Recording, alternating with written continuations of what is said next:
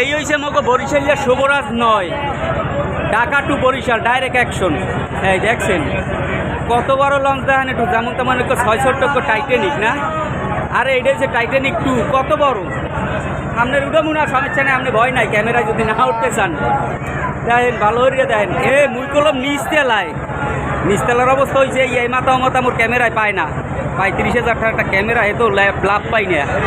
কত বড় একটা লঞ্চ দেখে বুঝতে লাগছেন না আপনারা অনেকে উঠছেন।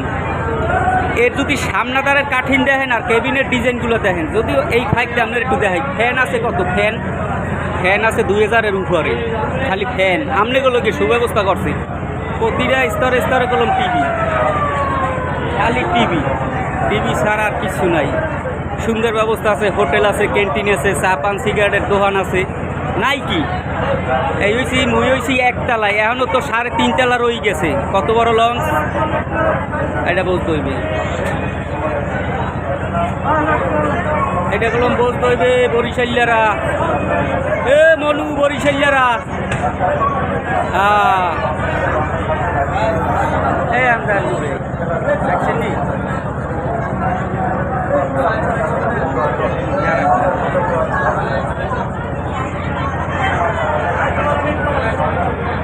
কেবিনে গেলে আরো ভালো ভালো সুন্দর ভিডিও করন যায়, কিন্তু হ্যাঁ মুই ভিডিও করবো না আর কেউ দেখাইতেও যাবো না। যা দেখাইছি এই আপনারা দেখে আলহামদুলিল্লাহ করেন। আর যদি ভালো লাগে শুভরাজ নয়তো উঠবেন, টিকিট কাটটা যদি করতে যান একটু হানিমুনে যায় না মানুষ, আপনি হানিমুনে যাইবেন না, বোঝেন না কামনে রাখবো, এত বুঝাইয়ে কম লাগে বলে সব হানিমুনে যাইবেন। ভিআইপি অবস্থায় মনে চাইবে জানি পৃথিবীর সবচেয়ে বড় বড় জাহাজের ভিতরে একটাই উঠছি মুইও।